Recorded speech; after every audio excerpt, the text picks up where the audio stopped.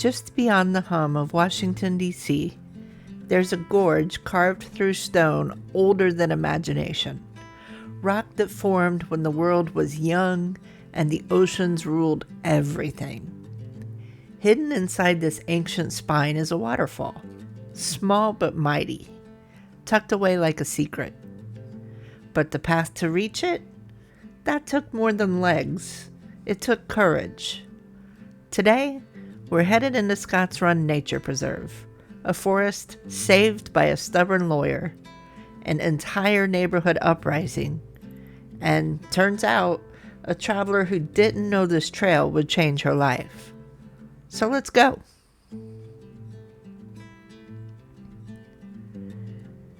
This stop was supposed to be simple. Quick hike, quick waterfall, quick return the rental car before my day job hunts me down. But Murph woke up early and chose chaos. Between a wrong trail, a bathroom crisis, circling for better parking, and pretending to negotiate with my own stomach, I finally stepped foot on the trail, before sunrise, in a quiet forest that felt like an inhale. And instantly, gone were the Beltway's horns and hum. In their place, a cool creek, whispering between boulders older than dinosaurs.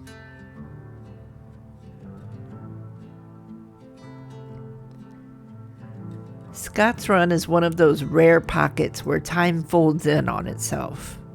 Beneath my boots, the rock was 500 million years old, born long before trees, birds, or bones existed. And above me stood a hardwood forest so dense and serene, I felt like I'd wandered into a fable. Then came the eastern hemlocks, shadowy, elegant, and somehow out of place. These trees are survivors from the Ice Age, refugees of cold climates who hid in this gorge when the glaciers retreated. They've been standing here longer than most human civilizations have existed. The air smelled like damp stone and old secrets. The trail narrowed. Roots tangled across the dirt like nature's tripwire. And that's where everything shifted.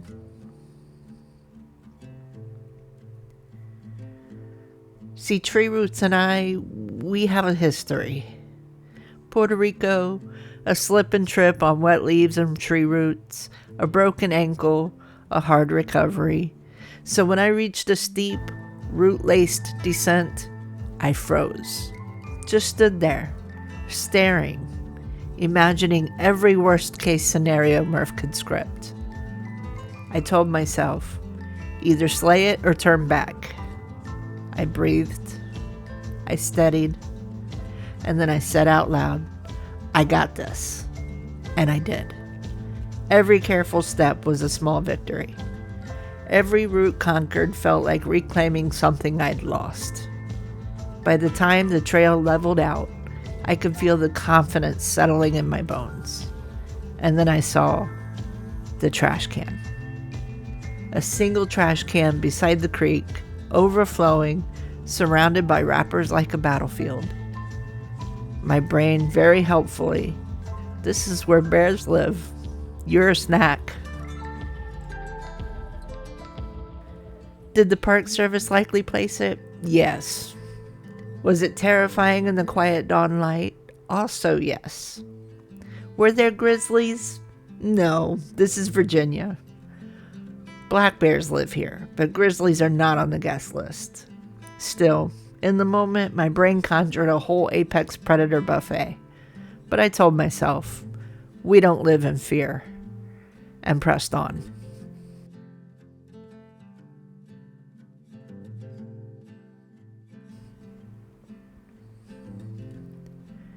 Two creek crossings waited ahead. Stepping stones popped up like concrete mushrooms. They looked simple until I imagined slipping between them like a cartoon seal. But again, I got this. Step, balance, breathe, repeat. Somewhere along that trail, courage became muscle memory, and a routine morning hike became a reclamation. The trail grew steeper, the water grew louder, the sky shifted from blue to pearl as sunrise hit the river, and then I saw it.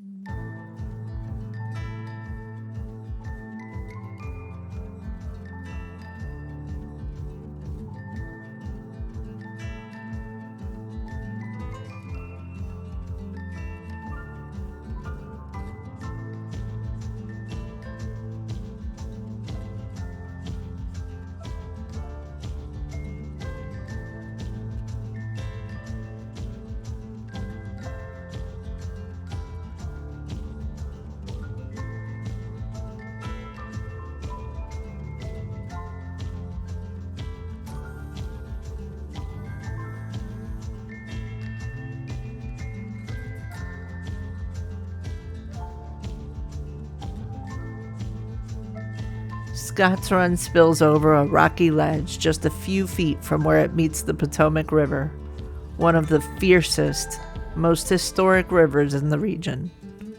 The waterfall itself, small, graceful, a last whisper before the creek joins the mighty Potomac. Fog curled off the water in soft ribbons. The rocks glowed gold with sunrise. Everything felt still, like the world had paused its spinning just long enough for me to breathe.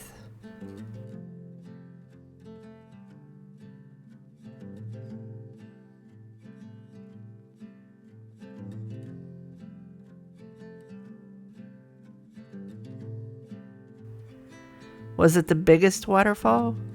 No. Was it exactly what I needed? Yes. And then some. I stood there feeling more capable and alive than I had in months. This was the moment I didn't know I'd been walking toward.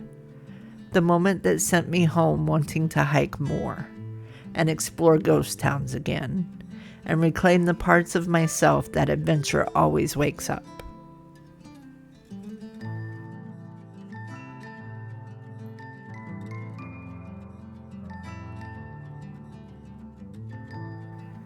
Before we leave, we have to honor the protectors of this forest. Edward B. Burling, the lawyer who loved these woods so fiercely, he refused a telephone line if it meant losing a single tree. Elizabeth Miles Cook, the artist who rallied neighbors to fight a 309-home development project, and an entire community who voted to raise their own taxes to save a forest. Their courage made this sanctuary possible. Mine carried me through it.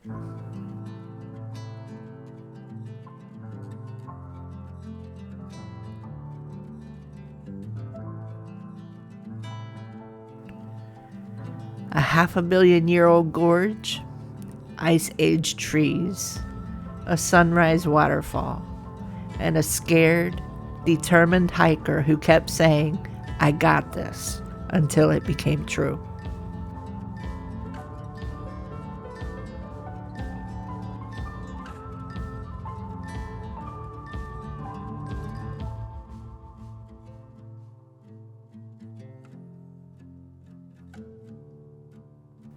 This wasn't just the last stop of TMP Covert Ops. It was the first step toward everything that came after.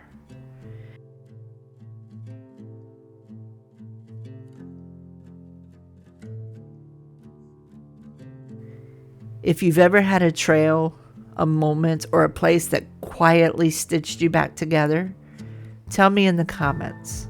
I'd love to hear your story.